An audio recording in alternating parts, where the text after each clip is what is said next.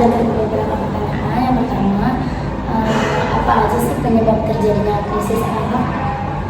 Krisis akhlak sebenarnya banyak ya, pertama dari pendidikan atau perilaku orang tua itu sendiri di dalam keluarga gitu, karena yang menjadi tuntunan anak dari awal adalah keluarga yang bakal orang tuanya gitu, itu pertama. Kedua mungkin pendidikan baik itu dari keluarga juga atau dari sekolah yang mungkin kurang, atau misalnya materinya cukup tapi teladannya kurang. Dan yang terakhir biasanya dari lingkungan. Lingkungan pasti akan sangat berpengaruh untuk akhlak seseorang. Misalnya dari keluarganya udah bagus, dari pendidikan udah cukup, tapi dia berada di lingkungan orang-orang yang akhlaknya kurang baik, itu pasti akan ke bawah. Juga faktor itu menurut saya yang paling berpengaruh. Lalu kalau dilihat dari perkembangan zaman, anak-anak makin berkurang cara efektif untuk menumbuhkan atau membentuk akhlak yang baik di dalam dirinya seperti apa, Bu?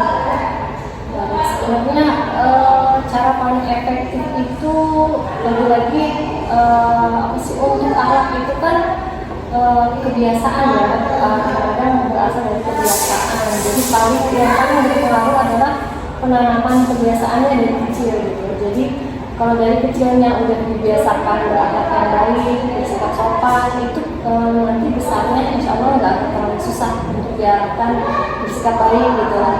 Tapi kalau dari kecilnya sudah dibiasakan untuk cuek gitu, nggak terlalu hormat sama yang lebih tua gitu kan, kemudian acu-acu aja gitu, itu nanti besarnya walaupun dikasih jalan pun agak sulit juga gitu. Jadi paling efektif harus dari awal.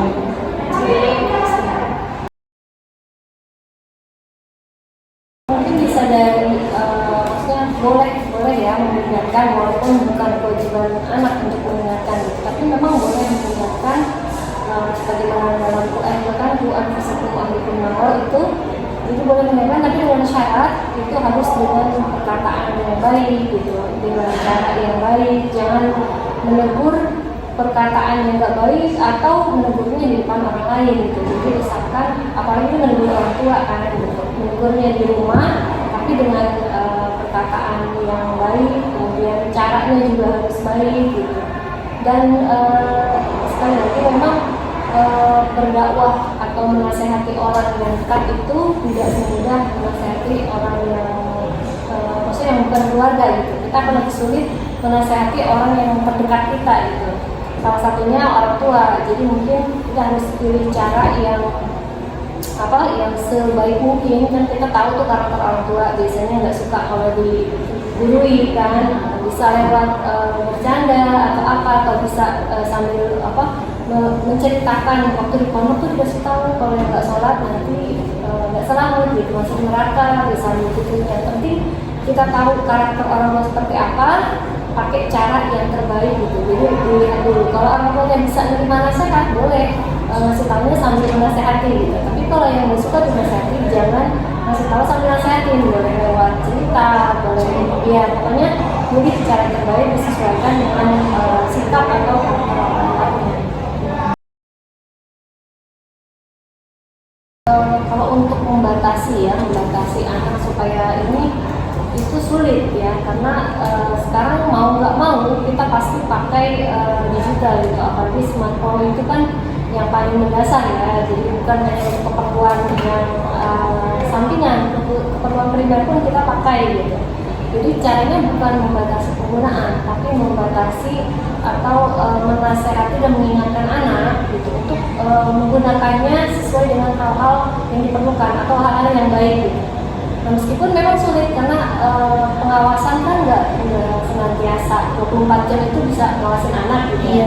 Tapi setidaknya dengan senantiasa mengingatkan gitu. Tapi yang paling penting juga menanamkan anak akan ilmu agama gitu. Jadi kita nggak bisa membatasi nasihatin kalau dia belum tertanam bahwa Allah itu melihat gitu. Jadi walaupun orang tua nggak melihat tapi Allah tetap melihat. Nah, kalau dia belum yakin itu nggak bisa mau dinasihatin kayak gimana pun, begitu ditinggal pasti pakai buat hal yang gak baik juga. Tapi kalau itu udah tetap tertanam, misalnya walaupun orang tua nggak ada, teman gak ada yang tahu, tapi Allah lihat gitu, dia udah yakin itu udah tertanam, insya Allah orang tua nggak perlu repot-repot lagi nasihatin atau apa, itu tidak akan berjalan seperti maksudnya ya akan berjalan wajar aja gitu, nggak banyak membuka hal-hal yang nggak baik gitu. Jadi intinya tanamkan dulu keyakinannya secara betul ya, betul dan kuat kalau Allah itu melihat dimanapun kita berada walaupun orang lain tidak.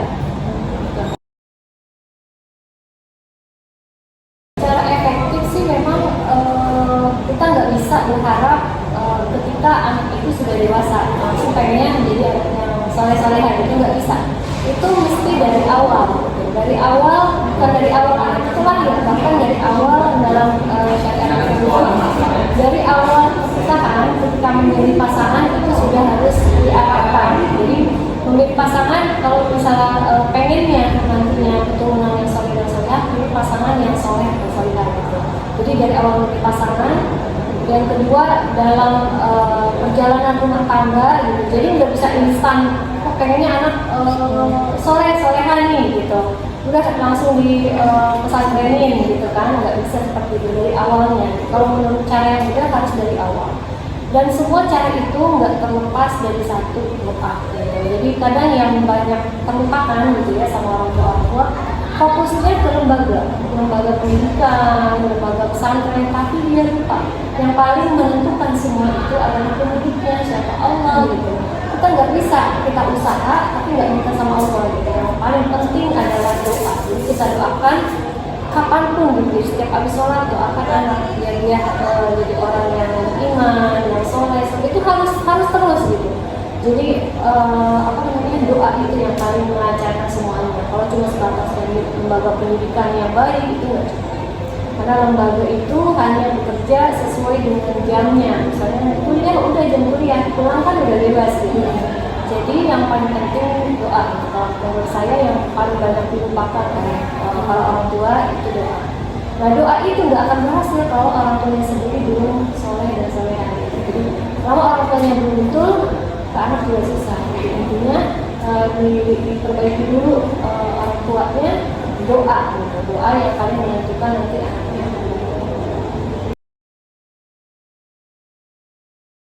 Kalau saya ya untuk pilih teman itu memang harus ya, maksudnya nggak bisa kita bilang ke kamu pilih teman, nggak bisa gitu. Jadi kalau untuk kenal, maksudnya kita boleh kenal semua orang, boleh kenal siapapun. Tapi untuk memilih teman dekat, maksudnya yang kita intens jadi bersama kita gitu, itu harus milih.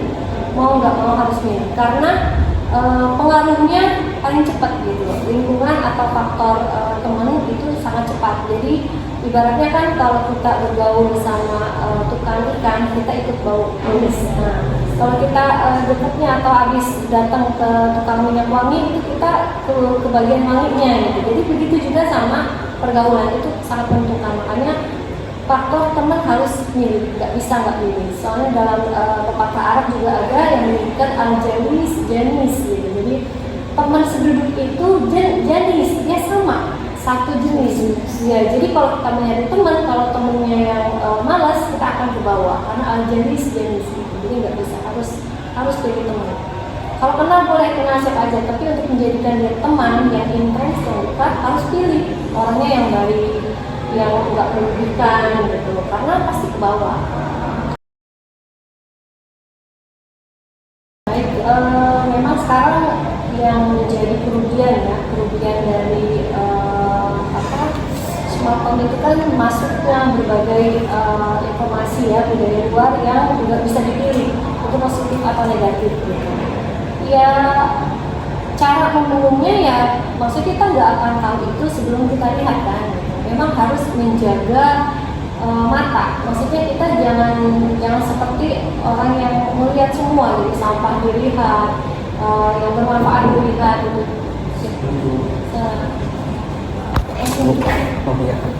Jadi harus pilih gitu, benar-benar kita yang memilih.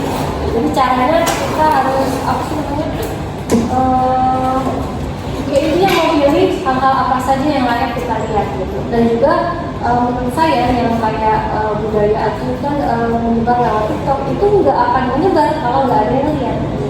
Nah kuncinya jaga tontonan, jadi kita harus pandai bilang memilih mana yang boleh, maksudnya yang patut kita tonton atau yang enggak. Kalau ada yang ini kalian di bawah nggak usah dilihat, karena nanti merugikan kita gitu, merugikan waktu, merugikan nanti kita ke bawah. Ya, emang awalnya cuma lihat doang, lama-lama pengen juga deh gitu. Misalnya makanan aja, pengen coba beli di sini, kayak sekarang udah banyak makanan Korea kan, ramen apa gitu. Itu sebelum booming dia nggak ada yang tahu gitu, tapi setelah booming kan cepat nyebarnya. Nah itu efek dari ini kan kecepatan media gitu.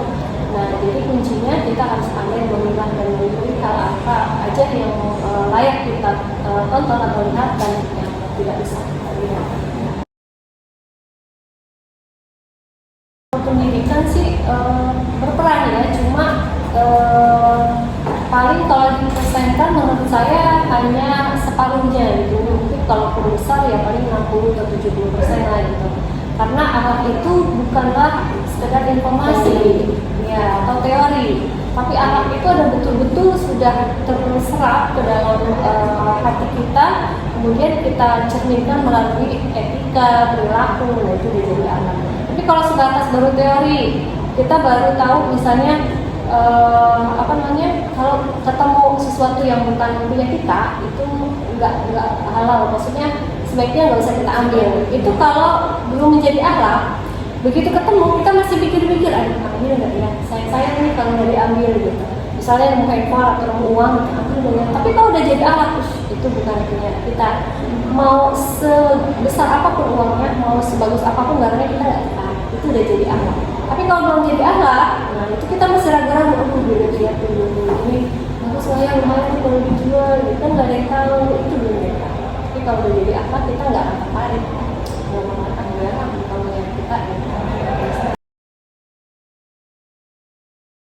Kadang-kadang ada anak susah mendapatkan nasihat ya dari orang tua sendiri gitu. Mungkin kalau yang untuk seperti itu memerlukan bukan bantuan sih, istilahnya dia harus ada masukan juga dari pendidik, misalnya dari gurunya. Kadang-kadang kalau orang tua nggak dengerin, sama gurunya dengerin, atau orang-orang dekat yang memang bisa memberikan nasihat. Misalnya ada saudaranya yang dia anggap atau dia segani, boleh kasih nasihat gitu. Jadi nggak cukup dari orang tua aja, makanya faktor lain juga harus mendukung. Misalnya kita minta tolong ke teman dekatnya nih, tolong dong dikasih tahu, atau kalau nasihatin kan susah kalau temen ya, kadang-kadang dikasih tahu dong gitu, atau minta tolong ke gurunya, tolong dikasih tahu nih anak ini gitu.